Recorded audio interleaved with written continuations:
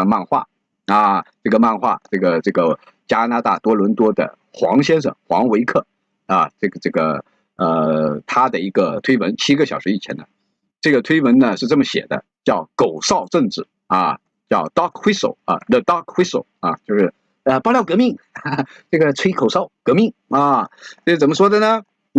他说令多少华人受骗上当，狗哨是一种高音频用来换狗的哨子，一般来讲人类听不到。哎，怎么高音的怎么人类听不到啊？你们那个养狗的呀，露露酱啊，你们买过狗哨子吗？啊，我原来养狗也没买过狗哨子。他说一般的人类听不到。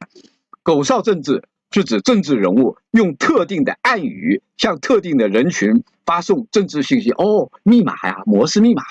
哎呀，这个有点高深啊！这种暗语一般人听起来觉得合理哦，就是能听到，但是一般来讲听到只是觉得哎呀挺刺耳的，不会去搭理。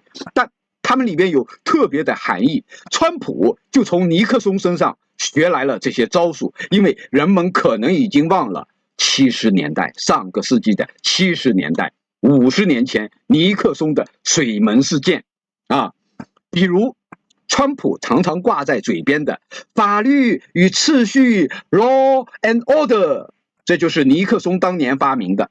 美国人就知道，那可以是一种种族歧视的暗语。这就是要讲到这个80年以前啊，尽管说美国的黑奴解放运动啊、种族隔离政策、各种各样的这个文明的法律都已经颁布了以后，白人至上主义照样在不管东南西北中美国的大地的乡村，还有一些这个红脖子，他们的脑子里面还根深蒂固，种族歧视照样深深的积蓄在美国人或者叫白人的那种肮脏的心底。川普当年登全版广告，要求判处纽约中央公园事件中那5位黑人和拉丁裔小孩的死刑，也用了法律与秩序，结果证实那些人是无辜的。川普从来没有为此道歉，这个事我还真不知道啊。我们听众里面有没有对那个哪年的这个中央公园有一个打人的事件啊？这个有5个黑人和1个拉丁裔的小孩啊。但是这个川普说过，在2015年、16年竞选的时候说过一句话呀，他说我在曼哈顿的第5大道掏出手枪打死一个人的话，我的玛嘎粉照样会支持我。你们听说过这样的话吗？这样的恶魔能当美国总统吗？香奈儿来了，有个九国春来了，你来晚了啊！九国春，王震，我有点搞不明白，民主党真要川普的政治老命，拿罗斯岛事件来打川普就行了，这事证据足够了。那个岛的事件啊，那个是这个爱泼斯坦的那个什么那个事件啊，我也不是很清楚啊。因为班农还进过那个爱泼斯坦的那个公寓，还是那个官邸呢？就是他有一个豪宅嘛，在长岛还在哪？我不太清楚。地平哥来了，人工智能也是这样认为的。处女岛的真相曝光才很关键。你们都很会用那个 Chat GPT 啊，我是没用过。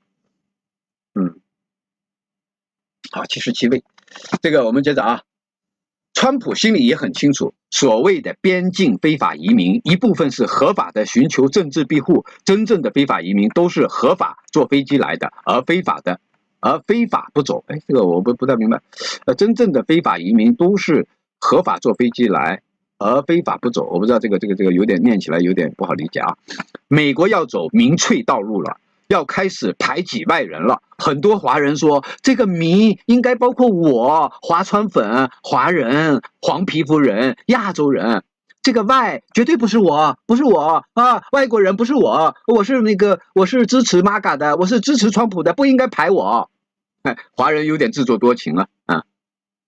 我觉得他们这种人，你觉得他们这种人愚蠢吗？相信这样的鬼话荒唐吗？这就是狗哨政治要达到的目的啊！这个漫画的很有意思啊。这个漫画的这个狗哨子是这个样子的，狗哨子上面写了一个 racism 种族主义啊。然后这个这个一群野狗啊、海伊娜呀、豺狼啊，都是那些种族主义者啊，都是这个平时的时候不敢在这个光天化日下面出现，在大城市里边，在那个文明社会不敢出现的，在荒郊野岭里边，川普拿着原来内战时期的南方的邦联的旗子啊，吹响了狗哨子，然后这个时候一帮张着尖牙的那些赖狗啊就出来了，就呼应了，就玛嘎了，就巴嘎了。然后川普这个顶着 Tiffany 的这个皇冠，这个说了一句：“哎呦，这还挺管用的 ，it works。”啊，然后这个黄先生导就是给你黄先生也是给你翻译了，狗哨上写的是种族主义，狼群中写的是种族主义者，话外音还真灵哦，还真灵。这个维基里边有啊，这维基里边有。